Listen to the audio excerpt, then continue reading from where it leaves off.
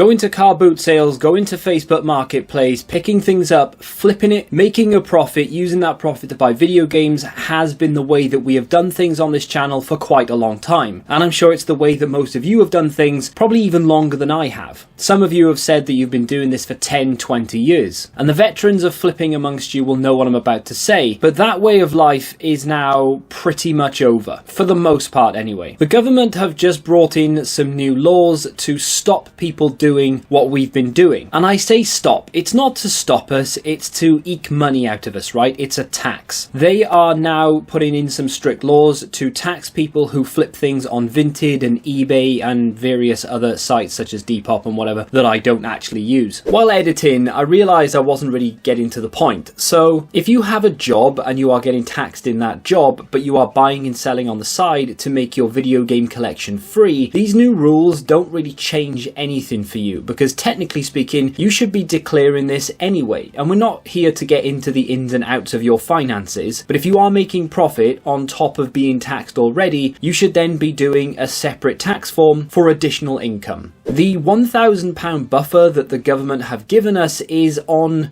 items you already own. So for example, everything I have behind me video game collection wise, if I now decide to sell off any of this stuff, I can sell £1,000 worth of these video games without having to worry about paying tax on them. However, once I tick over into £1,001, I now have to start declaring that to the government because I've gone over the threshold, which doesn't sound fair, and that's because it isn't. These are items I own, and they are trying to tax us on the items we already own, the items we've already paid tax on. They are trying to tax us again. Don't take what I'm saying as financial advice, because there may be some things that I've misinterpreted or that I've just simply got wrong. But my understanding is if you decide to sell off your Sega Mega Drive collection with your 32X and you sell it for £1,300, £300 of that is taxable, despite the fact that you owned it and have had for years, and you've paid tax and VAT and all the rest of it already, maybe twice on this stuff. You now have to pay it again, which is just wrong in every sense of the word. But this is now the law, and it's something that we have to just abide by, because who's going to stand up and say, no, I'm not doing it, because you will get punished for it. The additional problem that these rules bring about is that your side hustle is now going to be closely monitored. So if you do have a job and you're being taxed and you were doing this on the side to build a free game collection or to save money while building a collection, you're no longer going to be able to go under the radar. You are going to flag up on the government systems a lot more than you would have done prior to this new law. I know people who have been doing this for decades and have never worried about paying tax because they already pay tax in their jobs. They are not going to be looked at by the government because they're already contributing to the fund. Them earning a couple of quid on the side and using that money to buy video games, movies, whatever it may be, it's not really a concern to the government, or at least it wasn't. Now, of course, they want every single penny they can get, and now they are going to look at that. So if you have been doing it on the side, now might be the time to think about declaring or stopping altogether or going a different route. And I know people already are going to go down the Facebook and car boot sale route because of course they are primarily cash, and for the government to be able to catch you in the act of making profit via cash, they are going to have to be there and then when it's happening. So they're going to have to be walking around the boot sales, they are going to have to be monitoring Facebook, and then at your door while the person, it's not going to happen, right? The other thing of course is going to be CEX. Now CEX offer two ways to get paid, if you will, via giving them items. So you can go out to a boot sale, find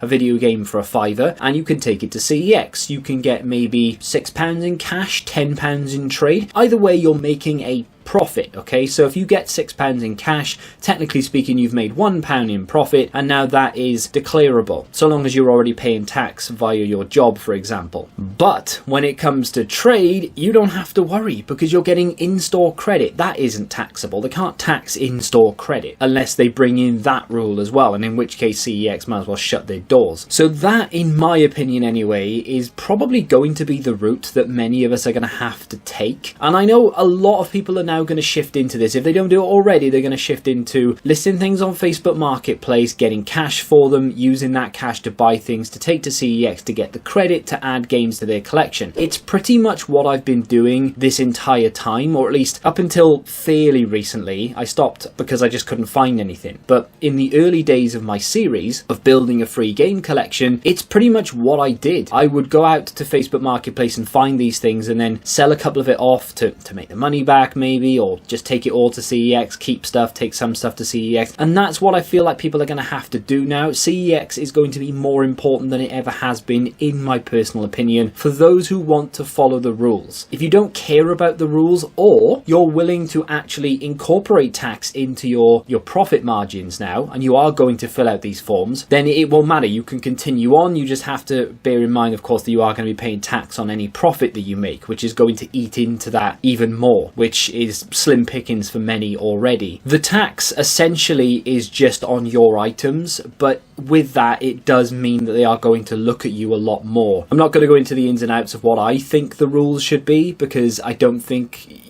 on items that you already own and have bought and have kept and have used, I don't think you should be then taxed on selling those items. It is difficult, of course, because what is stopping someone, I've always wondered this, what is stopping someone from going into CEX, buying 50 quid's worth of video games, popping them on the shelf with the full intention of keeping them? They're now your personal items. You didn't buy them to sell. You bought all these 50 quid's worth of steelbooks to go into your collection. And, a couple of weeks later you decide, you know what, gonna sell it. I don't want it anymore. But you didn't buy them to sell them. You bought them to keep them, kind of, right? But now you're going to sell them. And you make £100. So you've made £50 in profit. Technically speaking, that's taxable. But is it? Because you owned them. They were your personal property. It's a grey area there, because you could argue that you bought them to keep them and then you decide you didn't want them. You didn't buy them to sell them and make a profit on it. It is a grey area, and that's where this law comes in and completely wipes away that grey area, because they're just giving you £1,000 worth of threshold. Once you've gone over that, doesn't matter whether you bought it to sell it or to keep it, you now have to declare tax on it. Much like CEX, independent video game stores are now going to be more important than ever, in my opinion. You are going to have to spread this around a bit, and I've always encouraged people to use independent video game stores. I don't have one near me, unfortunately, that I know of anyway. If you do have an independent video game store in South Wales, let me know in the comments, or you know of one, let me know them as well. I know the odd one, and I have been to the odd one, but I don't have any in walking distance, that's for sure. And I do think that there's probably not necessarily a gap in the market for them, but it may encourage some people to open up now, because a lot of people are going to have to utilize these stores a lot more than we used to in order to,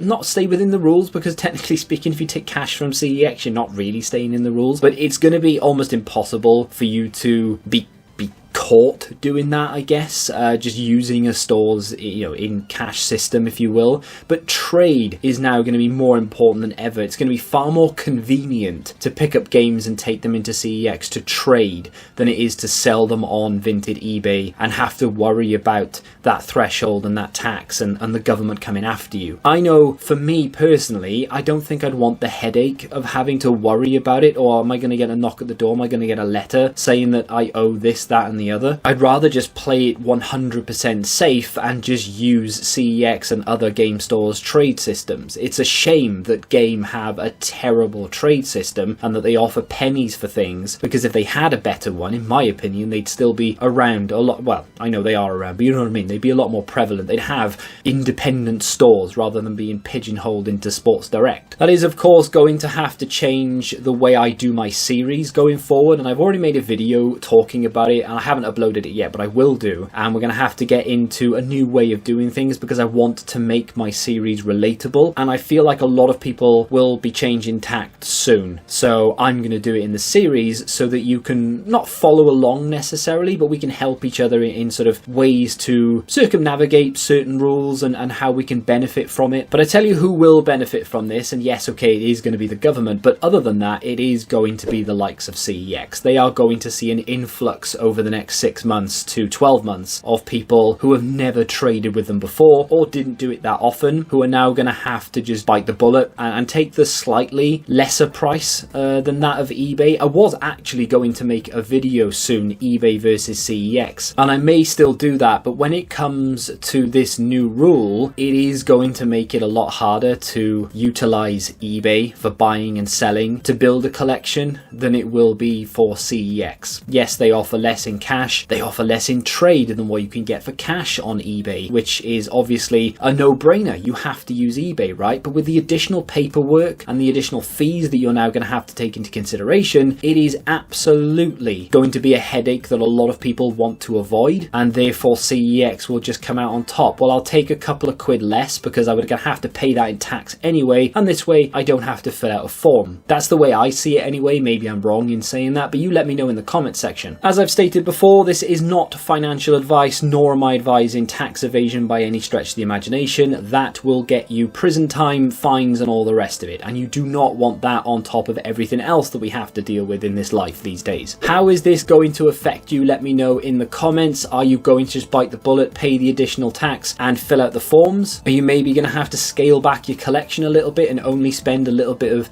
spare cash that you have on this rather than trying to make it free? Maybe you're thinking of downsizing your collection a little bit, maybe selling off the stuff that you didn't really care too much about so that you can buy the stuff that you do care about. That is something that I think a lot of people might end up doing over time. If you want to check out another video from me where I didn't worry about any of this stuff, you can click here, and until the next time, goodbye.